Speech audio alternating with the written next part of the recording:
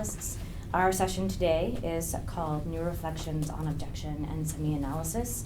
Our first speaker is Shiloh Whitney from Fordham, and she will be presenting her paper, Abjection as Ambivalent Affect, the Powers of Horror and the Advent of the Body Proper. And then we have Israel Roncero from Carlos III University in Madrid, and he will be presenting Abjection and second-person perspectives on the concept of agency.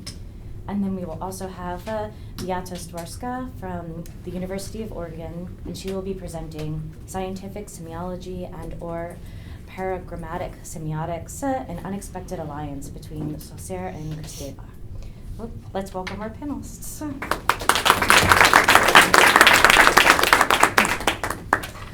Hi, everybody. How's everyone doing? We good? So I'm very happy to be here. This is my first Kristeva Circle. I'm very delighted to be in such distinguished company. You'll have to excuse, I have a little bit of a cold, so I may cough or sneeze, and just excuse me, indulge me, if that interrupts us momentarily. Okay, so, introduction. What is at stake in reorienting our interpretation of abjection and the body proper, according to Julia Kristeva, in a manner that emphasizes its affective dimension? What resources does Kristeva give us to theorize affect? Kristeva's Powers of Horror, an essay in abjection, is an account of the advent of the body proper, in French, le corps propre. For Kristeva, an individuated experience of one's own body is not assumed from the beginning, but rather must be developed and maintained. To emphasize the affective dimension of this account is to foreground the way in which the body proper Kristeva theorizes is not only a perceptual development or a discursive development, but an affective one. Abjection, Kristeva writes, is a twisted braid of affects she calls horror, a crucible of affective forces that function to map or territorialize one's body through affective intensification. I propose to explore a reading of abjection that emphasizes the role of horror in the emergence of the body proper and as the affective valence that characterizes the felt sense of bodily boundary. Kristeva's characterization of horror as a twisted braid of affects refers to the peculiar character of horror as ambivalence, both aversion and fascination. These are the eponymous powers of horror. There is a tradition of theorizing horror as an affect with a definitively ambivalent structure. Freud and Bataille both offer accounts of horror as ambivalence, and Kristeva explicitly draws on those accounts.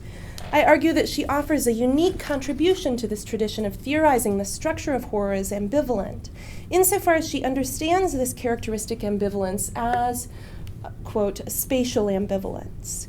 The affective conflict of horror is repositioned in her account as our original experience of inside-outside or self-other difference. This affective drama reorganizes one's experience of space, quote, shaping the body into a territory having areas, orifices, points and lines, surfaces and hollows, unquote. The key to understanding how horror functions to generate this intracorporeal differentiation is understanding how it functions as ambivalence. I'll offer a reading of this, and then I'll raise some questions for Kristeva's account. So, 2, horror and ambivalence. Kristeva positions the postpartum relation to the body of a maternal figure as the primary site of a process she calls abjection, which she positions as a, quote, precondition of narcissism. The emergence of embodied subjectivity for her begins with the maternal function that takes place before the mirror stage, in the drama of attachment to and separation from the maternal body. Thus, it is the maternal figure who becomes the authority figure of the imperative to separate. Quote, maternal authority is the trustee of that mapping of the self's clean and proper body. Le corps propre is translated in Kristeva as a clean and proper body for reasons that we'll see. This maternal authority is an affective conflict around their indistinction, the sort of mother-child bond, that arises from within the context of the bond between the child and the maternal figure, prior to subjection to the law of the father, and conditioning the possibility of that subjection. The revulsion toward ambiguity that seeds the child's horror arises from within the child's pre-communicative affect sharing with the maternal figure. Quote, braided, woven, ambivalent, a heterogeneous flux marks out a territory I can call my own because the other, having dwelt in me as an alter ego, points it out to me through loathing, unquote. From within the child's indistinction, he is possessed with the mother's disgust at the messiness of their boundaries. This is the child's first taste of the experience of a border, the, quote, repulsive gift of the other's loathing, which comes to live in him as the generative dynamic of the body proper. And I'm using the masculine pronoun because this is an account of a masculine child, and there's no reason to sort of disappear that through insisting on a sort of grammatical equality. With this repulsive gift, a conflict begins in which the infant is drawn to the indistinction it feels in its attachment to its mother. But at the same time, that very attachment becomes infected with an intense revulsion. It is the confluence of these conflicting affects and their ability to amplify each other, to keep reanimating each other, that Kristeva calls the experience of abjection. The ambivalent affect made up of these two orientations she calls horror. There's a psychoanalytic tradition of understanding horror as ambivalence, a mixed or conflicted affective disposition. We find this in Freud's work on horror as the affect of both phobia and the taboo in his essay on taboo and emotional ambivalence. There, Freud develops an analogy between the neurotic's relation to a phobic object and the contagious or polluting power of taboo actions and things. The analogy is the ambivalent affective structure he sees operating in both instances. Both attitudes are marked by an ambivalent disposition of both veneration and dread. Both the taboo and the phobic object have this equivocal status as sacred and forbidden. For Bataille, horror is the affect of the prohibition and its transgression. Bataille's distinction between horror and fear turns on the ambivalence of horror. Fear is just aversion, whereas horror is ambivalent.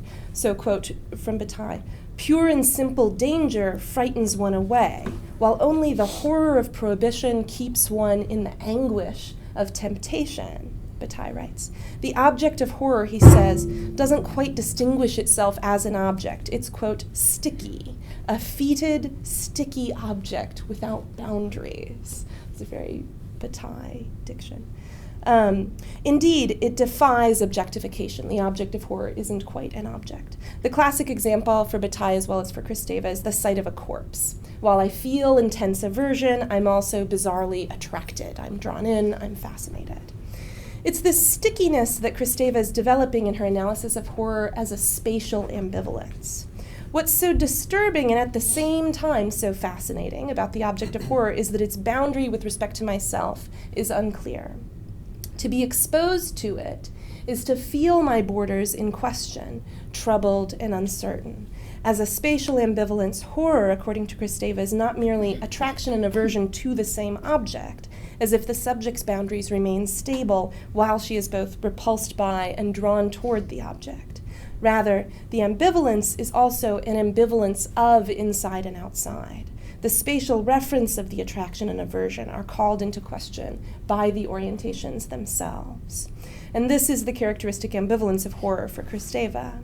Nausea, gagging, vomiting, these are the symptoms of horror, not just in the sense of being its effects, but in the sense that these gestures actually performatively enact the spatial ambivalence of the affect. They incarnate the queasiness of my boundaries, such that inside and outside are mixed, in a mixture that is not at peace with itself, but is also a fixation with the question of borders. The object of horror is a foreign object that is nevertheless found within. Indeed, in horror I encounter myself as a foreign object that must be expelled, jettisoned. Kristeva writes of the horror of abjection, I give birth to myself amid the violence of sobs, of vomit. Primary abjection is not the experience of losing boundaries that were once fixed. It is rather the introduction of the question of boundaries for the first time. Boundaries are originally experienced as lost, and lost in that sense of I can't find it, lost as spatially ambivalent. Thus, the experience of abjection is, Kristeva writes, above all ambiguity. In the nausea of my revulsion, there is an intimate relation of mixture with the very thing my horror avoids and tries to relieve itself by expelling. What is abjected is, quote, excluded, but in a strange fashion, not radically enough to allow for a secure differentiation between subject and object, and yet clearly enough for a defensive position to be established. In the discomfort, unease, and nausea of my revulsion, the feeling of exteriority is present, and present on the inside of the very expulsion my horror enacts. The ambivalence of the affect of horror maintains the ambiguity of bodily boundaries even while it generates an intensification of feeling that produces the effect of a surface. Indeed, for Kristeva, we never finally achieve individuation. Individuation is a process of differentiation rather than a state of separation. The body does not finally achieve identity with itself, separating outside and inside so that the outside stays out and the inside in. Instead, we produce an experience of exteriority at the price of reproducing that exteriority within the interiority we had aimed to secure. The experience of a border that she describes is thus an experience of border trouble. The aversive and attractive forces of horror play off of each other in a drama of mutual intensification. The ambivalence of horror keeps me coming back to the borderline, the liminal space, like the compulsion to bite one's nails, or scratch a scab, or pop a pimple. It is that confluence of attractive and aversive affects that produce the felt effect of a border, albeit an always already lost border, territorializing the body, preparing it for assumption into the symbolic order. So section 3, horror and prohibition. In addition to Freud and Bataille on horror, Kristeva is also drawing on Mary Douglas's anthropological work on filth, defilement, and practices of ritual purification. Douglas demonstrates in a wide variety of cultures the operation of a notion of filth and defilement that is not merely a fear of ill health. It's rather an aversive attachment that functions as an imperative to police proper places in the symbolic order. Kristeva brings these influences together in her concept of horror as the affect of the unclean, something that pollutes or infects, that is out of place according to a symbolic order. And out of place here is not only that which is misplaced, but that which defies place, disturbs place, monstrosity, the uncontainable, that against which borders are built in the first place. Kristeva differs from Douglas on the importance of corporeal detritus as the privileged sign of, quote, the frailty of the symbolic order. For Kristeva, the fact that corporeal waste is invoked as an incarnation of defilement is not arbitrary. This is because it is the boundaries of the subject as such that are primarily at stake in notions of the unclean. In her use of the phrase le corps propre, Kristeva plays heavily on the sense of the French propre, which is both one's own and clean, in the sense of being neat, tidy, in its proper place. There is for Kristeva an originary, fundamental horror that territorializes the body and prepares it for the assumption of a place in the symbolic order. Corporeal waste, corpses, and dismemberment are especially triggering of horror because it is the body that must first be individuated and territorialized in order for all other prohibitions to take hold of us. This is why Kristeva's account needs the maternal function or maternal authority, a power that is not the univocity of the symbol, but the plurivocity of affects. The ambivalence of horror is a semiotic force that territorializes the body. Without the powers of horror, the symbolic's prohibitions that demand individualization would have no teeth, no space, no traction in my flesh. Horror as spatial ambivalence makes space for the body proper. It produces an experience of border trouble, an attachment to the question of borders, precisely through the affective and spatial ambivalence of horror. It's crucial here to note that the plurivocity of horror in abjection, that ambivalence, supports the univocity of the symbolic instead of disrupting it. And this is, I think, not necessarily an uncontroversial reading. So, for example, Gail Weiss's reading of Kristeva goes, the boundary of the body image is only reinforced on one side, the symbolic side. The other side is the unnameable, abject domain that continually threatens to overrun its carefully established borders. So Weiss has Kristeva pitting a symbolic prohibition against a semiotic upsurge of ambiguity. And in my reading, the conflict that's being explained there by opposing the semiotic and symbolic forces at work is actually played out in the ambivalent affective forces of abjection. That's where the conflict is. In abjection, the ambivalence of the semiotic forces of horror works to support the prohibition, not to oppose it. The history of the concept of horror through Bataille and Freud, as I've related it, in which horror is theorized as a definitively ambivalent affect, supports my emphasis on mixed affective forces as the location of this conflict. And this in turn supports my claim that for Kristeva, the body proper is an affective intensity, such that bodily boundaries surface through affective intensification. And I see this reading as confirmed by Kristeva's emphasis on positioning her notion of abjection as an adaptation of Bataille's understanding of the weakness of the prohibition. For Bataille, the ambivalence of horror is precisely what makes it the definitive affect of prohibition. The affective urgency of the prohibition is a temptation to transgress at the same time as it is a dread of transgression. And this is why transgression for Bataille doesn't subvert the prohibition, but actually intensifies it. We recharge or amplify the force of the prohibition by approaching and even crossing the border.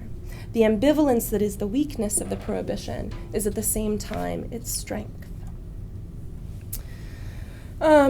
And so I also think that my reading of Kristeva on this point is in tension with the one that Judith Butler gives in her 1993 article critiquing the political potential of Kristeva's notion of the semiotic. So Butler reads Kristeva as locating prohibition in the symbolic and generativity in the semiotic. She analyzes this as a protective gesture, a move that secures the conditions of subversion by sequestering them from the conditions of prohibition. Butler argues that we should instead understand the symbolic as both prohibitive and generative. And I think that as a reading of Kristeva, this fails to appreciate the way that the very plurivocity of the semiotic plays a role in generating the prohibitive force of the prohibition. To distinguish the semiotic from the symbolic is not, in the way that Kristeva does, is not to secure the conditions of subversion, keeping them pure of power, and safeguarding, at least in principle, our access to a corporeal force of pure rebellion, a body untouched by power. Affects may be pluralizing, but this does not make them innocent. Power is an affective force as well as a discursive one, and our analyses of power must include analyses of affect. So this is the reading of Kristeva that situates it, I think, as an antecedent and an important resource to a research program that I see taken up in some of the more interesting work in the affective turn. So I'm thinking, for example, of Lauren Berlant's Cruel Optimism and Teresa Brennan's The Transmission of Affect.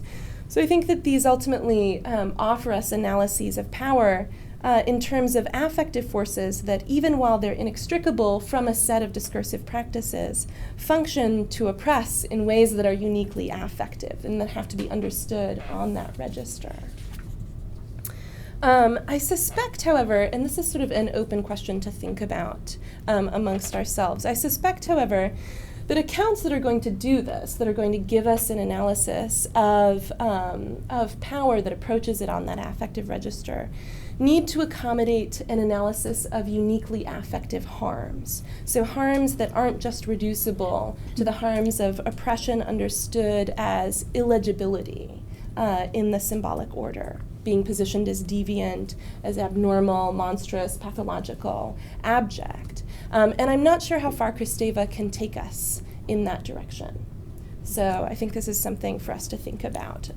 For Kristeva, can there be something that is an affective good, right, that oppression is denying us, some kind of affective relief, for instance, that's not reducible to the articulation of affect in speech? Could we have, for Kristeva, an affective harm that's not just the frustration of illegibility. So this is something that I hope that, that people have perspectives on, because this was still an open question for me. Okay, so just a few more questions to bring up in conclusion. Kristeva relies on horror as an affective spatial ambivalence to generate inside-outside differentiation that allows border trouble to take root in the body. But two things on this account make not only the experience of abjection, but also the felt quality of the body proper that it produces especially violent. And both these two things are unique to the affect of horror as Kristeva describes it. First, one moment of the ambivalence of horror is revulsion, is a gesture of violent discharge. Second, horror in her account is not a horror of just anything. Horror is horror of ambiguity. And this is the fuller sense of horror's resistance to objectification in Kristeva's account of it. Horror is a turbulent affect, not only because it's ambivalent, but because it's ambivalence about ambiguity. It's not just a mixed affective orientation, it's a mixed affective orientation about mixtures. So it's always going to be this sort of violent, turbulent affect, not just because it'll never be a purely positive affect, but because what it's ambivalent about is ambiguity. So I think that foregrounding the role of affect in the emergence of the body proper as we read this Kristevan account of abjection suggests the question, are there other affects that could do this work of making space for the body proper, generating a dynamic of inside-outside difference in the body? And I think that reflecting on the experience of the body proper, especially thinking about that in this affective register, suggests to me that we need an account of the body proper that accommodates variations both within individuals and between individuals. So there's not just one experience of the body as one's own. I think the texture of bodily integrity clearly varies. And I do think that a promising way to account for these differences is to analyze them in terms of a uniquely affective source of contingency, such that there's a field of phenomenological variation in the experience of bodily boundary that depends on the affective milieu in which the body proper is forged, in which it continues to be cultivated. So what resources can Kristeva's account give to that sort of project if we wanted to think about the body proper in terms of affects other than horror?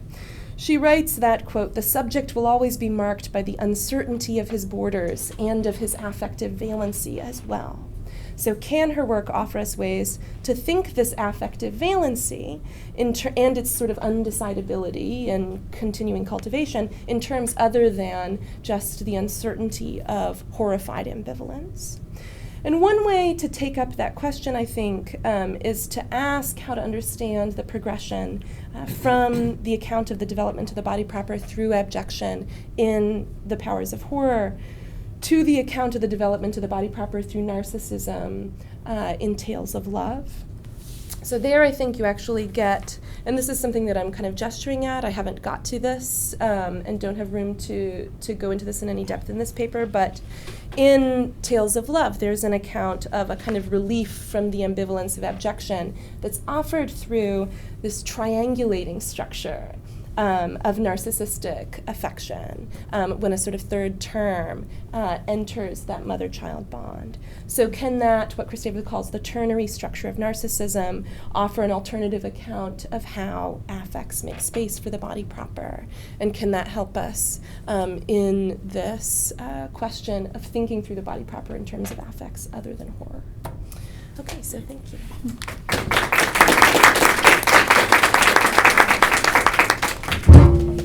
Thank you so much. We will wait until the end for questions, so if you have them, write them down. And for those who walked in, there's a chair here that has my stuff on it that can be moved. There's a chair there, and then there's also one up here in this first row.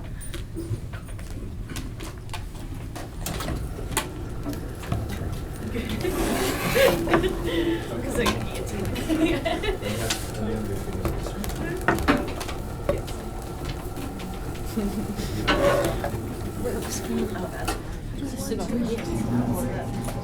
She's here, but I think we could squeeze it.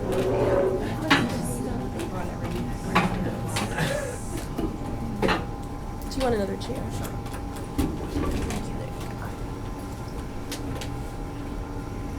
Can everybody still see the screen past me? Yeah, okay, great.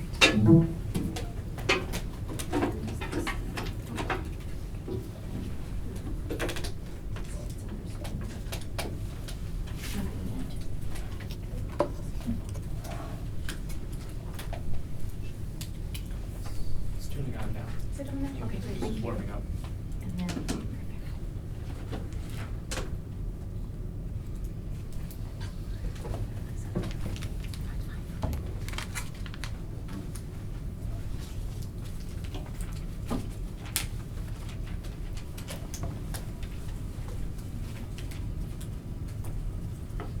Well, hello everybody. I'm very happy to be here with you. I'm a little bit horrified and nervous, but I'm glad to be here. First of all, I would like to thank to the organizers, especially to Kelly Oliver for inspiration. And I would like to thank also to Jose Medina, to Professor Jose Medina, who's not here, for his support. And also to my friends here in Nashville, especially to Andrea Pitts and Joseph Jordan. In this presentation, I want to focus on some models of agency that propose that dependence doesn't undermine agency, arguing to the contrary that, in fact, dependence is one of the bases of agency itself. I will address this topic departing from the concept of objection as developed by Julia Kristeva. And from my reading, these kind of proposals lead us to second-person perspectives on agency that challenge theories founded on the individuality and the autonomy of the first person as the basis of agency. So the structure of my presentation will be the following. Firstly, I will expose how some feminist currents operate according to an agential schema based on the dialectic subject-object. Secondly, I will try to show how this methodological paradigm entails a series of political problems that I will summarize as the problem of exclusion, the problem of the status of victim, and the problem of radical individualism. Then I intend to offer an alternative to these agential models, departing from the concept of objection as it appears in our powers of horror.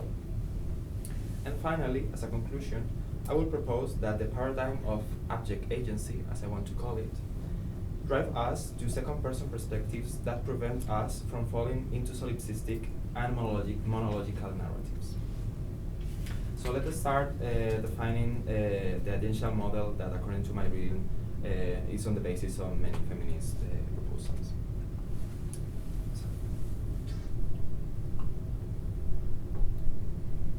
As established by traditional feminist analysis, patriarchal society operates according to a set of binomials that, acting in synchrony, organize the bodies.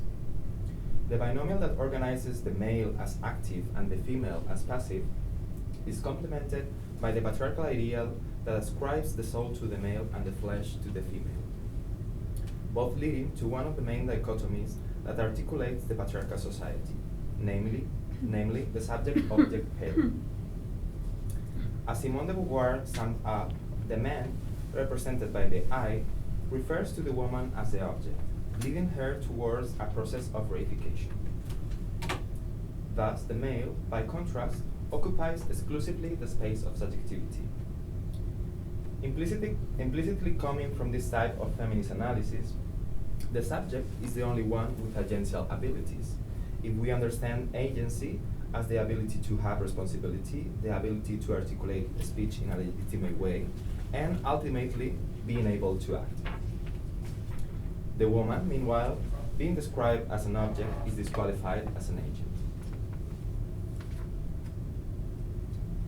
Therefore, it seems logical that the strategy traditionally followed by feminism has been to reclaim the status of subject, and, in turn, the category of agent. Giving for granted in this operation that, as patriarchal society had established, subjectivity and agency are synonyms. However, according to my reading, this understanding has historically led to a series of difficulties. The first problem, the problem of exclusion, occurs when, in the act of occupying the position of subject, the subaltern repeats the same dynamics of exclusion that I have previously criticized, placing oneself in the position of a master that seems to need the mirror of the slave to define himself. And I'm using himself and he because I want to emphasize that subjectivity has been traditionally, in patriarchal society, the space of the male. When white feminism and the feminism of the first wave claimed access to the status of subject for women, they left out all those women that didn't fit their definition of femininity. The Negroes, the transsexuals, the creep, the poor, the dykes, the outcasts. In response to this exclusionary feminism, many of the currents associated with second and third wave feminism emerged.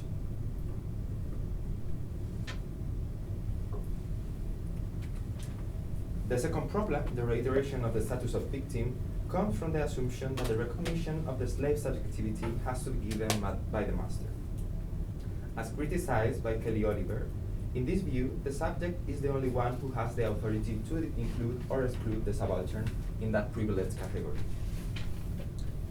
If the master is the one who has the right to elucidate whether the slave may be considered a subject or not, it would appear that the subject still holds a position of privilege and possesses the authority to dictate norms. In other words, the power of utterance. The opposite way is equally problematic.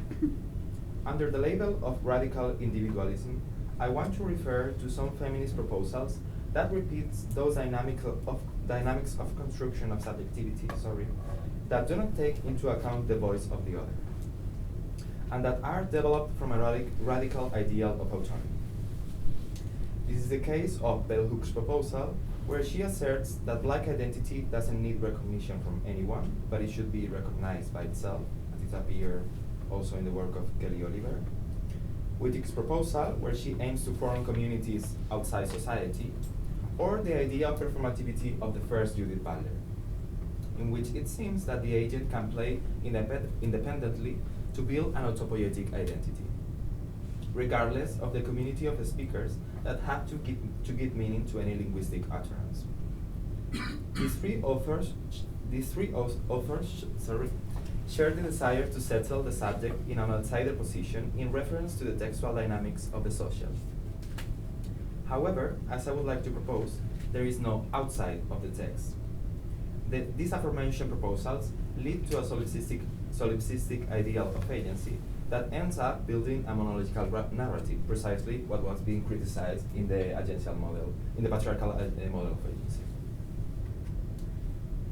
So, in my view, these three problems refer to the same difficulty, a wrong methodological and conceptual approach, which in turn leads to a series of political problems, as I try to suggest.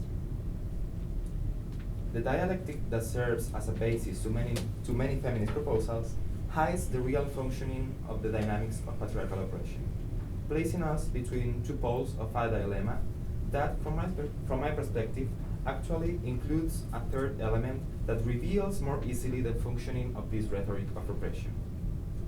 This third vector of the equation is the abject element, as Julia Kristeva presents it in her psychoanalytical model of analysis, and which in this presentation will be applied in political terms. The abject is what awakens in the human being the sense of disgust, of repulsion. It is what looks foul, what is perceived and repugnant.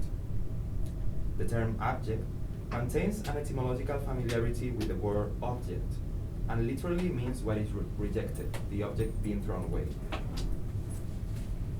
In principle, the object is always an object, but it is an object in which the I recognizes something of himself, and therefore ends up being neither objectus nor subjectus, but a liminal concept between both objectus. The object, for example, includes all those substances that human beings identify as external, but which they still perceive as part of themselves. Vaginal fluids, breast, milk, blood, feces, tears, urine, sweat, pubic hair. They are human elements that, nonetheless, exceed the apparent boundaries of the body. They neither correspond to the sphere of the subject, nor do they become full objects. From my reading, the same frontier status that these substances acquire is the status bestowed by the patriarchal subject on those bodies from the social space that he alienates. They are and they are not at the same time subjects, hence why he finds them repulsive.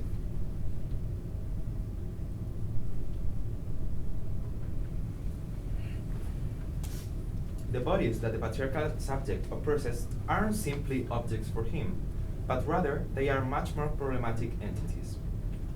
In principle, the radical difference that these bodies show with respect to the subject prevents him from sharing with them the same category that he occupies.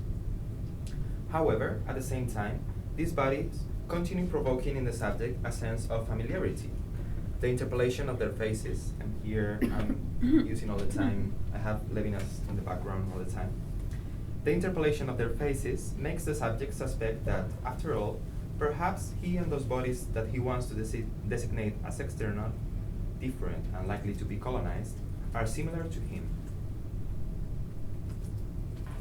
The fact that he may identify himself in an external position in reference to his own boundaries means that he should be aware of his own abjection, i.e., that he is also an identity somewhere between subjectivity and the world of objects, susceptible to being dominated, colonized, vulnerable, external to himself. Following Kristeva, we might say that if I acknowledge the existence of the object, I annihilate myself, i.e., I annihilate myself as a subject. In other words, if I identify myself with those bodies that I wish to throw away to the world of objects, I would discover a potential objectuality of myself. And therefore, I would be obliged to conclude that my subjectivity, understood as the opposite pole of objectuality, doesn't exist. This is what Kristeva calls l'abjection de soi, the time when the subject acknowledges the impossibility of his own existence. And I'm going to read the quote because I think it's very illuminating. If it be true that the object simultaneously besieges and pulverizes the subject, one can understand that it is experienced at the peak of its strength when the subject, weary of fruitless attempts to identify with something on the outside, finds the impossible within. When it finds that the impossible constitutes its very being, that it is none other than object. The abjection of self would be the culminating form of that experience of the subject, to which it is revealed that all its objects are based merely in the inaugural laws that laid the foundations of its own being.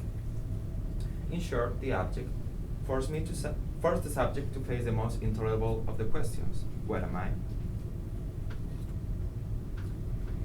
Building agency from the concept of abjection rather than from the concept of subjectivity may offer an alternative to the previously mentioned conceptualizations of agency. Firstly, understanding that we all are partially objectual means that we assume we all are susceptible to being colonized by the other. To be aware of our own abjection is to realize that the very condition of our existence is to be objectified and governed. That is, that the authority that I have on myself is only partial. And that is always shared with the others, on whom, therefore, I depend. Secondly, if the presence of the other serves to challenge my limits, I can hardly try to define who I am in an autonomous way. In turn, from this premise, I derive my own opacity. The presence of the object body makes me wonder who I am and immediately leads me to become aware of the impossibility of trying to deal with my identity as a self-transparent thing. This opacity of being and this need to take into account the interpolation of the object body to get to know myself, in my proposal, drives us towards second-person perspectives on agency. In the introduction, I suggested that the patriarchal model of agency operates according to a dialectic that opposes the first person with the third person. The first person, is confronted with the object body that is treated as a third person, and which the subject tries to throw away to the realm of objects. In doing so, the first person might erase the questioning of his own identity that the object body represents. This clash, which takes the form of a tragedy, is normally solved with the violent restoration of the subjectivity of the first person, that, avoiding to recognize his own objection, objectifies the other, instituting the autonomy of the self. It seems necessary then to build a bridge between the first person and the third person. This alternative would be the one generated by an agential model that takes into account the constitutive objection of our being, that is, the way we are constituted by the presence of the other. This would be an agential model of the second person. The second person, defined as the emergence of ethics and moral, as Antonio Gomila and Fernando Broncano, two Spanish authors, are working on now, has the following characteristics. First, it is recognized that there is a you with a series of particular desires and beliefs different from mine. Secondly, the first person is now able to attribute to this you a particular and a specific character different from the abstract generalization and the impersonal attribution of the third person perspective. It also involves establishing a relationship of reciprocity and implementing demonological forms of discourse through dialogical or polyphonic forms. It requires the assumption of the authority of the second person to question one's certainties. It implies overcoming the dichotomies of subject-object, and thus overcoming the establishment of social hierarchies and oppressions. It drives one to treat the other as a social agent and to acknowledge one's moral obligations to him. And finally, it takes into account that I need the voice of the other to get to know me, and then that I need the other to form myself as an agent. In the second person relationships, the tension between the self and the other still exists, so maybe it still has the form of a tragedy, but not necessarily conceived as a dynamic of domain. The authority of the first person, the self, without disappearing, is shared with a you who is entitled to interpret it. And as a conclusion, I was preparing a very academic conclusion, or I want to think that it was very academic. But if you allow me to do so, I would prefer to end up with an anecdote. A few weeks ago in Madrid, I was preparing the presentation and I was a little bit nervous, so a friend of mine told me, I'm going to the museum, so come with me and you can relax for a while. And we went to the museum Reina Sofia to see an encounter between a French artist called Dominique González Foster and a Spanish writer called Enrique Villamatas. So the encounter was basically a dialogue in which they were talking about how their respective works have converged, had a lot of similarities across time. And suddenly Enrique, the Spanish writer, asked, ¿Por qué se necesitan dos para decir lo mismo? Why is it necessary two persons to say the same? Making reference to how there were two voices talking about the same thing who were there. And Dominique, the French artist, answered, porque aquel que lo dice siempre es el otro. Because the one who says it is always the other. I think that this sentence that is built in a dialogical form and that talks about how our agency is dialogical sums up very well what I was trying to say.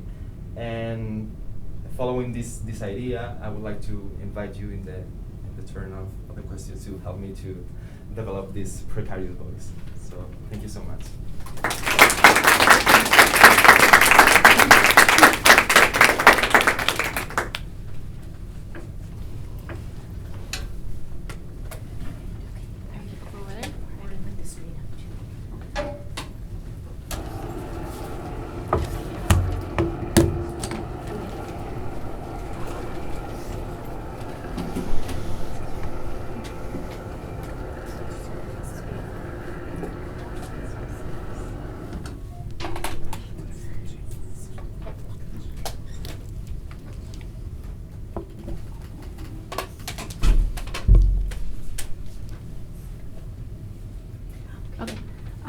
Hello everyone, it's Beata Stawarska again from University of Oregon. I'm happy to be here. It's my first time at the Kristeva Circle.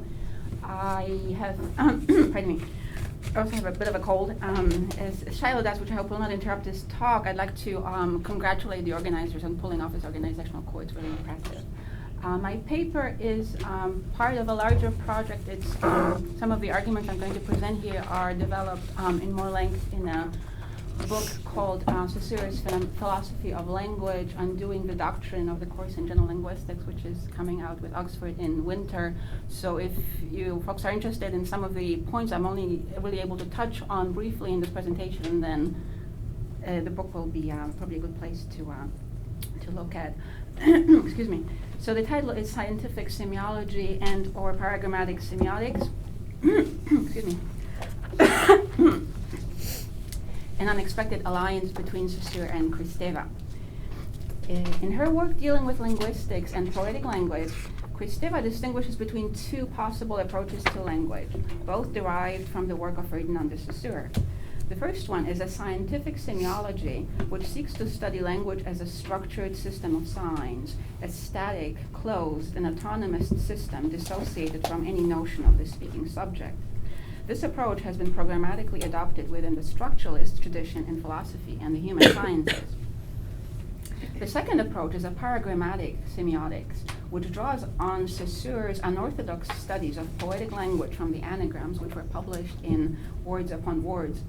This approach emphasizes that poetic language is an infinite, free play without closure, which accommodates multiple intra- and intertextual relations and functions therefore as an open web of connections. Kristeva thus both advances a critique of the scientific semiology associated with Saussure's general linguistics and locates resources for overcoming the closure and stasis of a scientific semiological approach to language within Saussure's own, less publicized work. She uses his subversive and not recognizably scientific texts to destabilize the structuralist doctrine and the post-structuralist doctrine too, I should add, and to support her own theory of poetic language and paragrammatic semiotics. In my paper, I propose to expand on the subversive dimension of Saussure's semiotics in light of recent developments related to Saussure's general linguistics, in order to expose a greater than previously acknowledged alliance between Kristeva's and Saussure's project. I will argue that this alliance needs to be extended beyond a focus on poetics to include Saussure's general linguistics tout court. I will draw on materials from Saussure's Nachlass, notably the recently discovered writings by Saussure himself, as well as the previously unavailable and most complete sets of student lecture notes from 1907 to 1911, a course in general linguistics which was taught by Saussure at the University of Geneva. These texts from the Nachlass suggest that scientific semiology can no longer be simply identified with Saussure's project in general linguistics. In fact, they profoundly distort it. Or this approach, rather, scientific semiology profoundly distorts it. When approached in the context of the text from the Nachlass, rather than the book of the course, which was ghost-written in Saussure's name after his death, this project exhibits productive parallels to Kristeva's semiotics. I will examine just two such parallels in the confines of this paper, an emphasis on free play and duality. So let me begin with the received view of Saussure's general linguistics as scientific semiology, because this is the one that Kristeva largely adopts. The familiar doctrine associated with the book of the course in general linguistics from 1916 includes a set of oppositional pairings between the signifier and the signified, la langue and la parole, and synchrony and diachrony.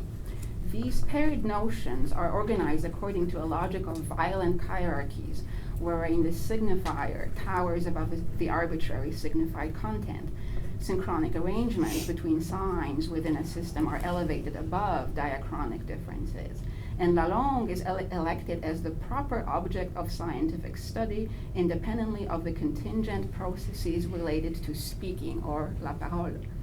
This hierarchical and dichotomous taxonomy has been adopted within structuralism as part of an effort to map out the many aspects of human reality, such as social arrangements in Levi-Strauss, Neurotic Symptoms by Lacan, Literary Genres by Ronald Barthes, and others. It may in fact, so this doctrine may in fact constitute a hallmark of structuralist activity, one which distinguishes it from other traditions of inquiry. This is what Barthes argues in his critical essays. Structuralism can therefore be defined as direct application of the so-called Saussurean doctrine to the many fields within the human sciences as well as philosophy. The validity of the Saussurean stroke structuralist doctrine has come under increased scrutiny in the last decades. Writing in the 1960s, Kristeva understandably accepts this received view of his work. She therefore charges Saussurean structuralism with an intrinsic shortcoming of privileging stasis and ahistoricism, which makes it impossible to account for literary productivity, as she writes in Semiotics. She also questions the problematic expulsion of the speaking subject from the field of language within structuralism. So she writes, as soon as linguistics was established as a science through Saussure for all purposes, intents and purposes, its field of study was thus hemmed in, suturé. The problem of truth in linguistic discourse became dissociated from any notion of the speaking subject, she writes, unquote. Even though she, Kristeva, affirms that Saussurean semiology, insofar as it is tied to the subject and society, her reception of general linguistics is largely a post-structuralist critique of the unexamined scientific ideology pervading this purportedly objective and positive approach to language. Okay, so this was the received view, and now let me turn to Kristeva's paragrammatic semiotics and its relation to anagrammatic poetics from Saussure. Her post-structuralist critique of Saussure's semiology notwithstanding, Kristeva opts for Saussure's studies of poetics in order to develop an alternative approach to language. Recall that in the, so she draws on anagrams, in other words, or words upon words by Saussure. Now recall that in the anagrams, Saussure sought to establish that Greek and Latin poets composed their verses starting with a guiding theme word whose elements would have been consistently deployed in the poem according to determinate rules.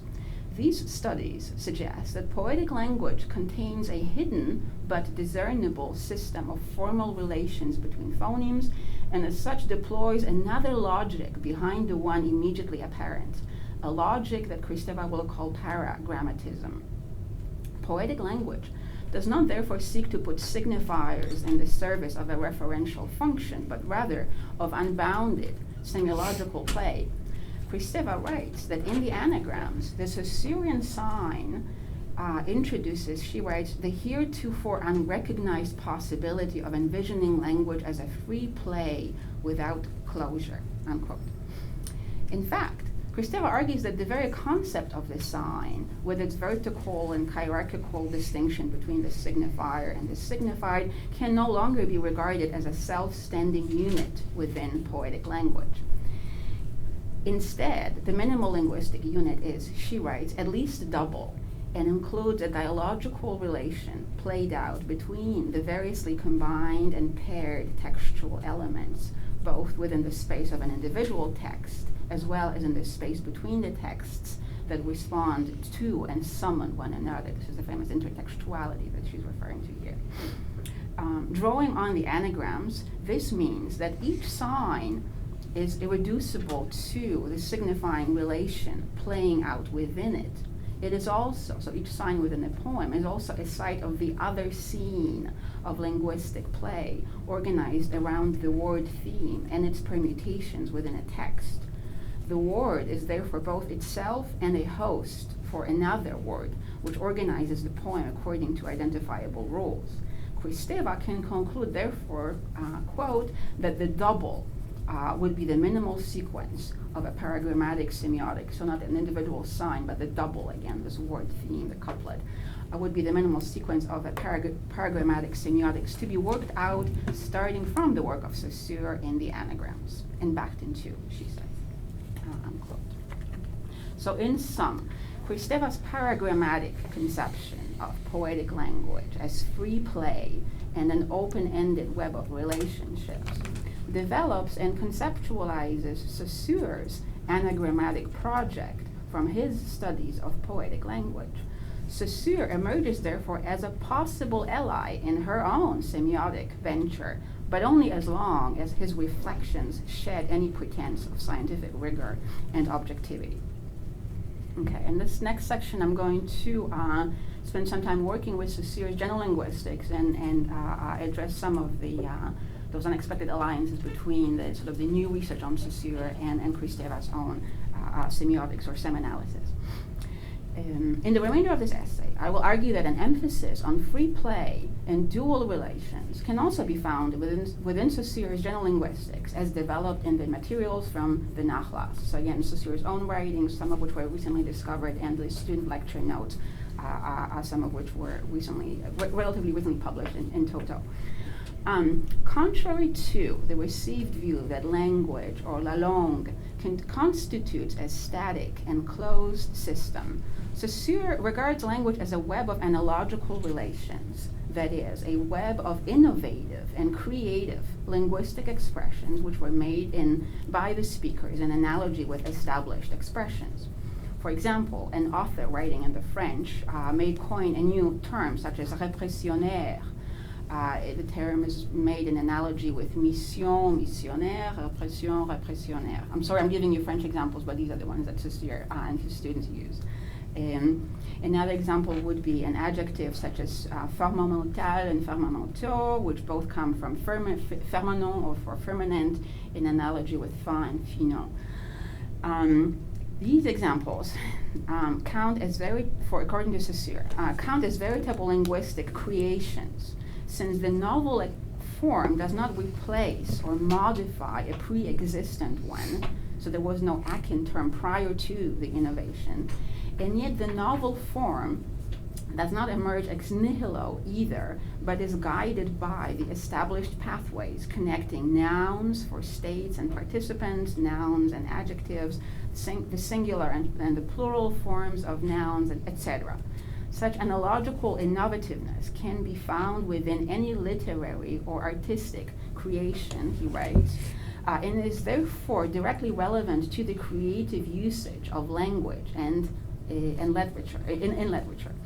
It constitutes also the driving force behind linguistic change. If accepted as part of shared social conventions, the novel expression becomes written into the linguistic code, and this is exactly how linguistic change happens according to Saussure. Some of these initially aberrant forms become repeated over and over until they become, by way of social conventions and sedimentation, effectively part of la langue itself, language itself. The analogical innovation is not a specialized process, however, confined to, for example, literary usage of language. In agreement with the neo-grammarians before him, it is according to Saussure, it is both a principle underpinning any individual speaking activity, no matter how habitual and mundane, and a vehicle of linguistic innovation, where the already established associative links point the way to novel forms of usage. Analogical innovation pertains, therefore, to language in actu, where grasping linguistic meanings, ideas, and their relations enables unprecedented, yet understandable instances of usage in ordinary speech. In sum, analogy offers a window onto the language of literature and the language of ordinary life, insofar as it harbors a potential for inventive expression. This is in agreement with Kristeva's emphasis that the paragrammatic logic belongs to any reflective productivity and includes the medium of prose as well as the so-called ordinary language, even though it may be best captured within poetic discourse. Importantly, one finds similar emphasis on productivity in Saussure's understandings of language. Contrary to the linguists before him, such as Bob and Schleicher, for example, for whom linguistic change, is a historical error and a mistake against language, Saussure argues that it is both a normal and a permanent condition, In enumerating the main errors committed by the linguists before him, Saussure lists insufficient attention to, quote, the incessant daily creation within language, I mean analogy. This lack, unquote. This lack of attention accounts for the fact that linguists used to regard it as a violation of language in its original state, he writes. In sum, the language, la langue again, was not allowed to use analogy by the linguists before him. It seems to be a kind of license, infraction, whereas it is the normal way for a language to renew itself. It is a normal way for a language to renew itself.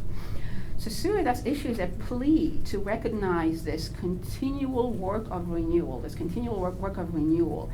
as put by him in a motto-like phrase, language always works, la langue travaille tout le temps. This work is analogy. Importantly, this motto, Saussurean motto, is echoed directly in Kristeva's opening sentence in Semiotics, where she writes that language should be treated as work, travail, en travail, as in the Greek poein, which underscores the productivity entailed by the etymological meaning of poetic language, right, from poein, Greek poein, which is to work. It should be noted that Saussure's emphasis on analogical innovation applies to language as a whole and can therefore be counted as one of the principles of general linguistics.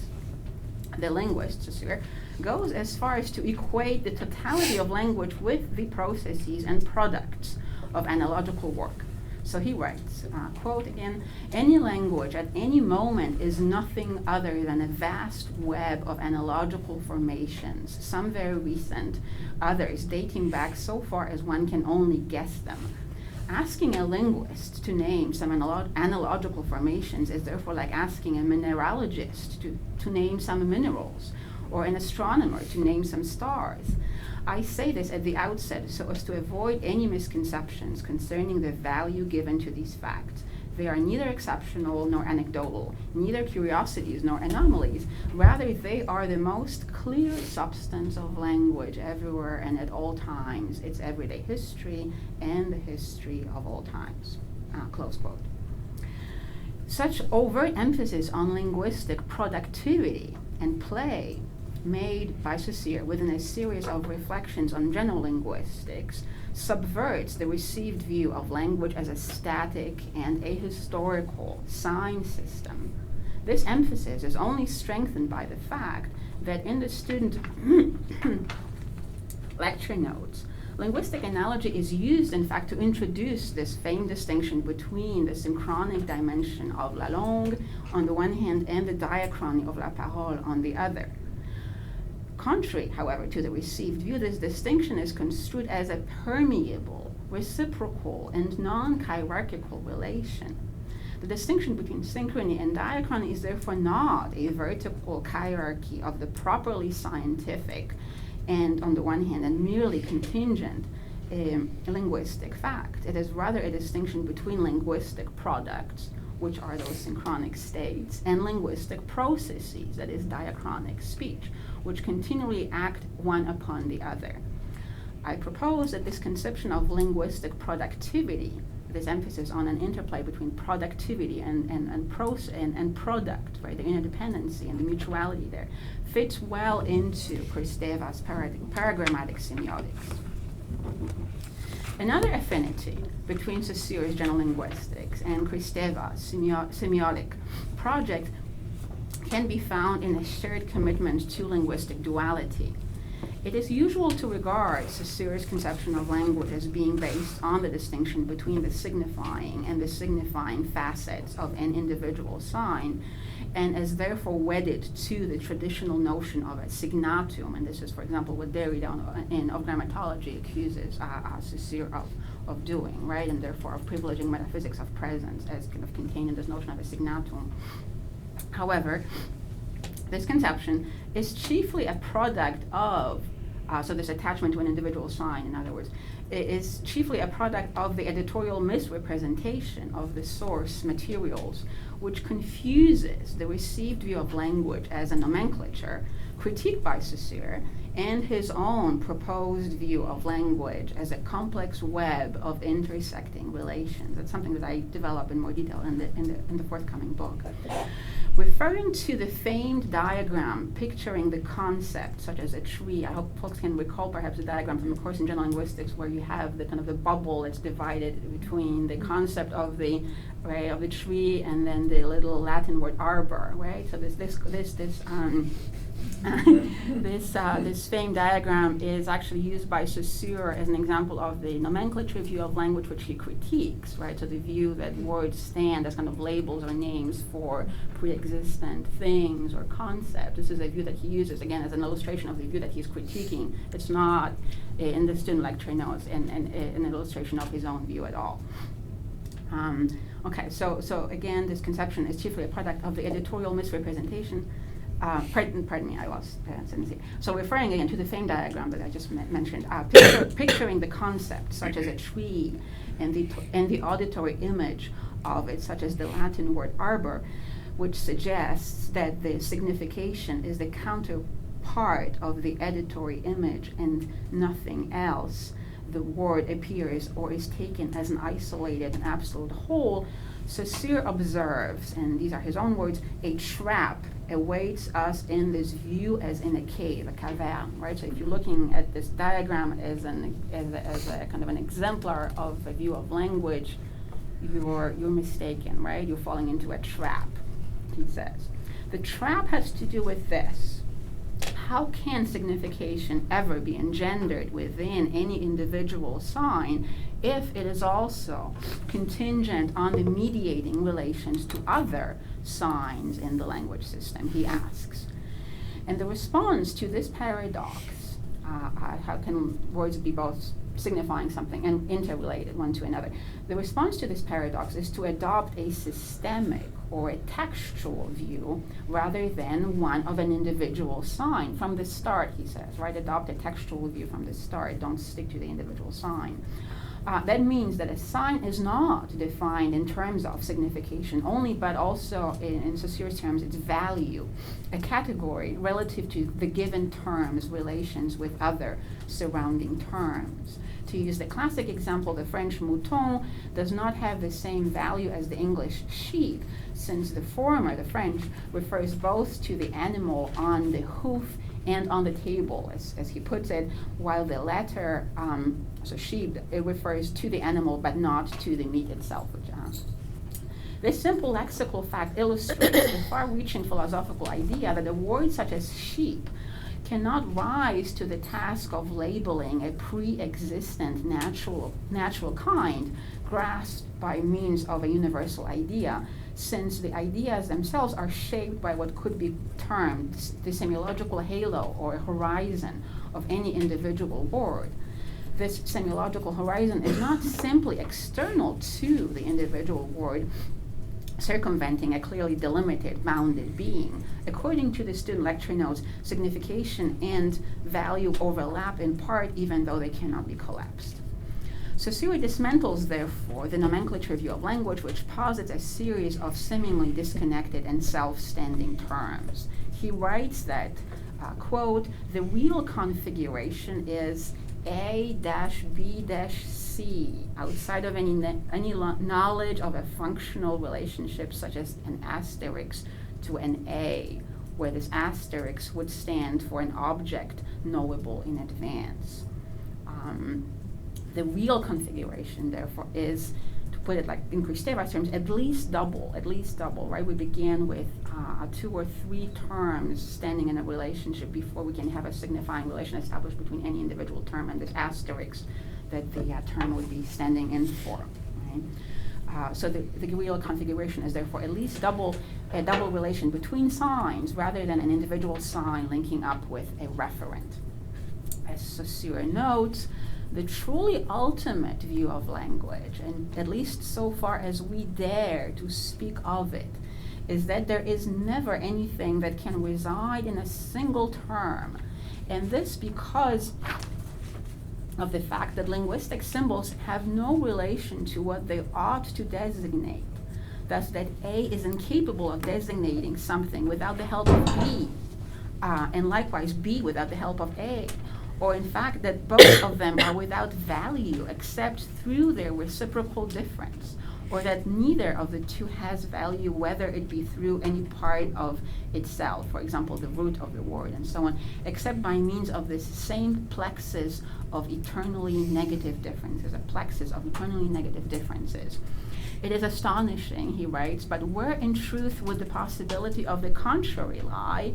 Where would be for a single instant the point of positive irradiation in all of language once granted that there is no vocal image that responds more than any other to what it must say.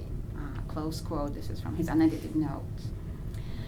The thesis of linguistic arbitrariness, as Saussure put it, that there is no vocal image that responds more than any other to what it must say, is astonishing because it leads to purging the field of study of any entities existing in themselves, and frames the field of study via an interplay of negative forces of difference with no solid core of signification. The thesis of linguistic arbitrariness is thus a profoundly disruptive hypothesis, which forecloses the possibility of establishing a positive science of language and undermines the validity of substance metaphysics that this science is couched in. Saussure's reflections on signification from general linguistics are therefore, I believe, broadly compatible with Kristeva's commitment to the double as forming the minimal sequence of a paragrammatic semiotics. In conclusion, I made a case for a greater than previously thought alliance between Kristeva's and Saussure's projects in the hope of renewing interest in her early philosophical linguistic work, as well as calling attention to his recently discovered writings. I was unable to address the importance of the speaking subject in linguistic process within this brief presentation, but I'd like to hasten to add that the latter is, in fact, amply thematized within Saussure's writings in general linguistics as well, again in agreement with Kristeva. I believe, therefore, that combined, their writings help to develop something like a phenomenology of the speaking subject, contrary to the mainly structuralist and post-structuralist claims to their work. But I can only defer this argument to another occasion to discuss the many unexpected alliances between Kristeva and Saussure. Thank you.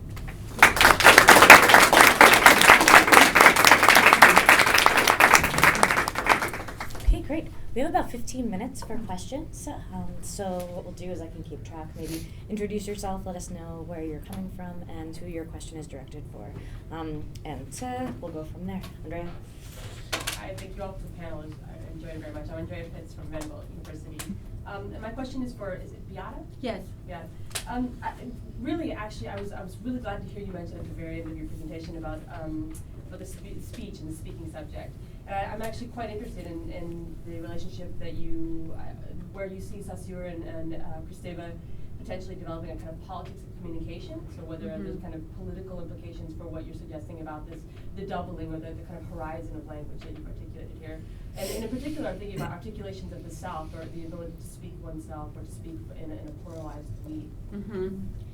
Yes, that's a great question, and that's something that I'm thinking about as I'm thinking of ways of carrying this project further.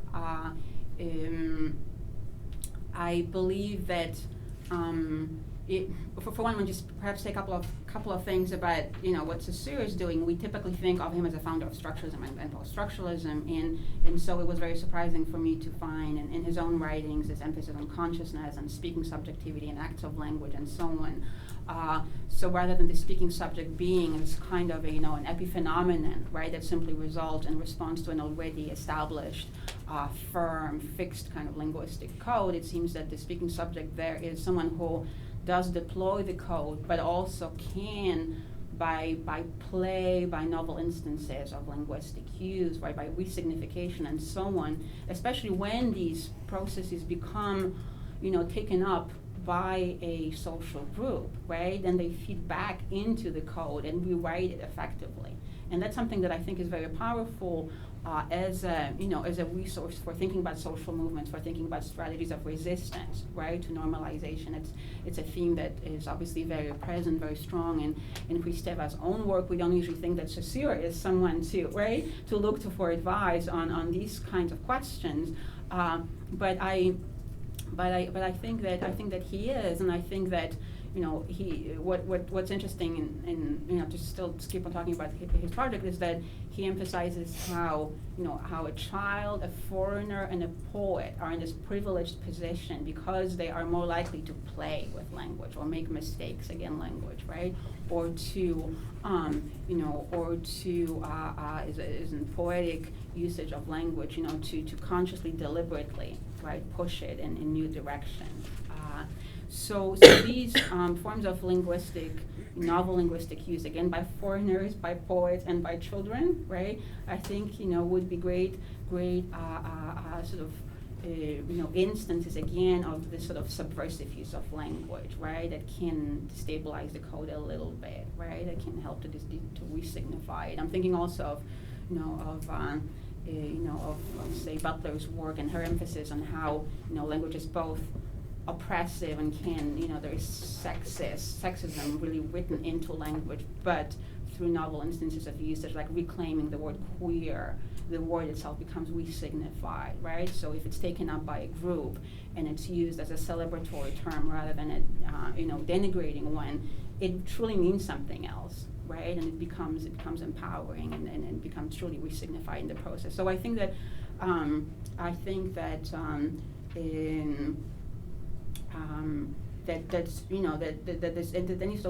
any sort of linguistic change can effectively happen really through this sort of the social work, right? That no individual subject can accomplish it, but at the same time, the individual speaker is not completely powerless either, right? Because if individual subjects,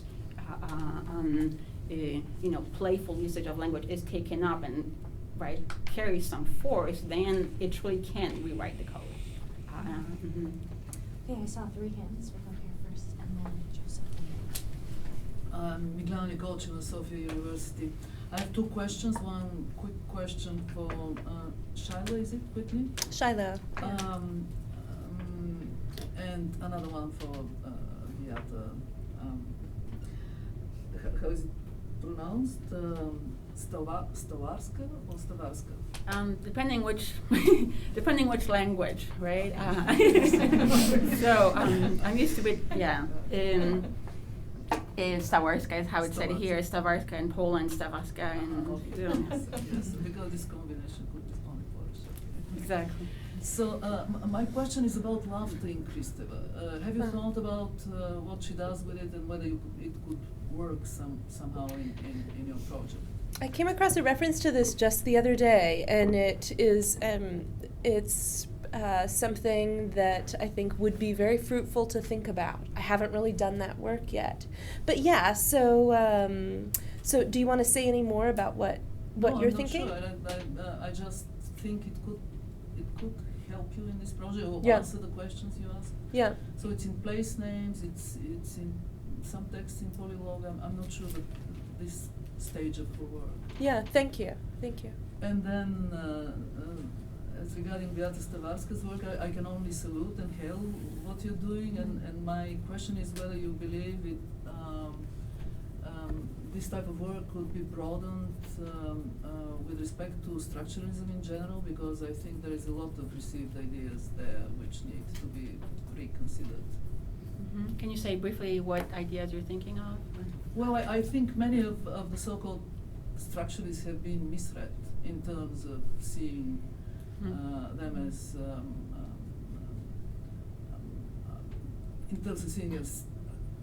binarism, static vision of the world, non-consideration for history and genesis and generation, and from presenting things as too stabilized and unchanging and so on and so forth. I think there has been a lot of misrepresentation. I think so too. I mean, I think we tend to, in general, assume that there is a doctrine right, within the structuralist work, whether it's whether it's Saussure or Levi-Strauss or Lacan. I think we assume that there's always this sort of logic of vertical violent dichotomies operative, right? That there's always some kind of a static historical code that they assume, right? And say in Levi-Strauss's analysis of kinship structures. I haven't done this kind of work of rereading other structuralists, but and Derrida is probably one of the sort of the most prominent readers who of say Saussure, who was reading him against himself, right, as not being as good of a structuralist as he, as say Lacan would like to think he was. So this kind of rereading, I think, would be very helpful in kind of opening up the structuralist tradition, right, and perhaps something that I'm especially interested in tying the structuralist and post-structuralist tradition more closely to phenomenology. Right, because we have this very long-standing institutionalized antagonism between these two traditions. They have a hard time talking to one another, and I personally believe that the split does not help either side. Right, and in phenomenology, which is kind of the field of my own training, I feel that we have been lacking resources for thinking meaningfully about language, about institutions, about these it's systems that cannot obviously be reduced to any individual subject, but somehow show up within subjective experience and can also be resisted, reformed by subjective action and experience in some way. So I'm very, very sympathetic to that kind of work. Joseph? Joseph from London. I have a question for Israel, and it pertains to objection. Now, Can you speak up? Of course. I have a series of questions actually in relation to objection, but I'd like to think with you about the following. What reason does a subject have to start acting ethically on the basis of objection? Because it seems to me that if objection is a kind of normal aspect of our lives and that we're all abject to some extent, it still seems that some people are being treated worse than others. So what is this notion of objection, which seems to be like a normal structure, how does it relate to the consciousness that a lot of people don't seem to act on? Because it seems that they're still abject, but they're not enacting. L'abjection de soi. Yeah, although it seems to be a part of them anyway. Mm-hmm. Can you rephrase your question, please? So how should I rephrase this? It's almost as if Some people are more abject than others. What do we do about it? Okay, about the levels of objection. But I mean, it is also, there seems to be a kind of if only they knew that they were abject, and then they would act accordingly. But what do you do if they accept that they are abject, but they don't act accordingly? That's a good question. Okay, and now I get where you want to arrive. Well, first of all, there is I don't know if this is implicit in your question, but I think it's important to the question that you're referring. Is the question of how the subject can arrive to the discovering of his own objection, which is l'abjection de soi. And when he arrives, sometimes he's not able to, or he's not brave enough to recognize his own objection. This is a process of bad faith and self-defeating, in which the subject is hiding to himself the objection of the self that he found in himself.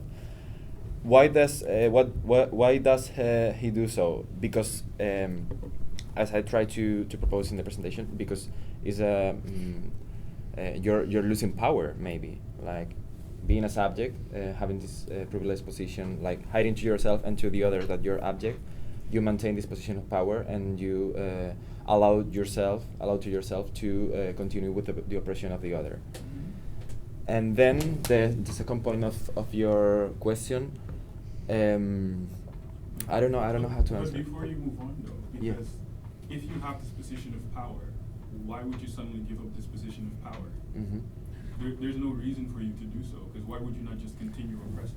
Well, because if you recognize your own objection, if you adopt a position of a second-person perspective, in the second-person perspective, I think it is implied the empathy. So if you start empathizing with the other, and you start recognizing the abjection of the other and the way the other is a part of yourself, I think that you cannot continue hurting him. To say it with Levinas, when you recognize the face of the other, this moral mechanism is suddenly activated. And on the other hand, what Levinas says is, to hurt the other, to treat the other as an object, you need to deny that he has a face. Tony Gomila, one of the authors that I was mentioning at the end, has also a similar position. And when he's applying second person perspectives to moral relations, and what he says is that to treat the other as an object, you need to make opaque the mechanisms of second person, and you need to treat the other just departing from this dialectic of the first and third person. I don't know if my answer is. So unfortunately, I have the task of keeping us on time. Although this is great because it's the first session of our conference, so there'll be lots more to talk about. But I did see your hand prior to my making that judgment. So if you want, we can have one more question. The risk of wasting it. No. My name is Mary Barley. I'm from Middle Tennessee State University, right down the road. And Beata, I was interested when you started talking in your first response to a question. It seemed like you were talking about there is a rhetorical implication in terms of like political organization and political change inherent in poetic language. And I think that's definitely apparent in the work that Kristeva had in the 1970s. But, you know, a lot of people like to note in the 80s there's a shift towards a more psychoanalytic bent. And what are your thoughts on how that shift, apparent or perceived shift in focus, affects her treatment of language and its possibilities, especially poetic language? Yeah, that's a great question. Well, there is a shift, and in terms of emphasis, right, from a more from a more linguistic and poetic one to one on psychoanalysis, but there is this ongoing interest in revolt, right, and resistance, and I think that this theme of revolt, which is born in the title of the Revolution in Poetic Language, and which runs right through the 80s to her most recent work, and which is also taken up in the keynote that she's going to give. So I think that this commitment to resistance to normalization, right, to thinking about the psychic space as as a space within which it's something like political, right, personal and intimate, right, resistance is possible. I see it as being congruent with her early work on poetic language, right, because I think that this this interest in how poetic language creates a space of resistance, right, especially in avant-garde poetics, but beyond that too. So if we look at her whole work through this lens of revolt, resistance, and so on, then I think it plays out in her work on language, but it also plays out in her work as psychoanalysis, and it plays out in her work that is perhaps most distinctly political. So that's how I would see kind of a continuity within her work, right? And that's why I personally don't think that her early interests in language from 1960s and 70s become completely abandoned in her later work, right? I think it's perhaps the subject matter changes, but the certain themes that she analyzes, I believe, kind of run really like a fil rouge throughout her whole work. Okay, great. Thank you so much. I want to make sure you have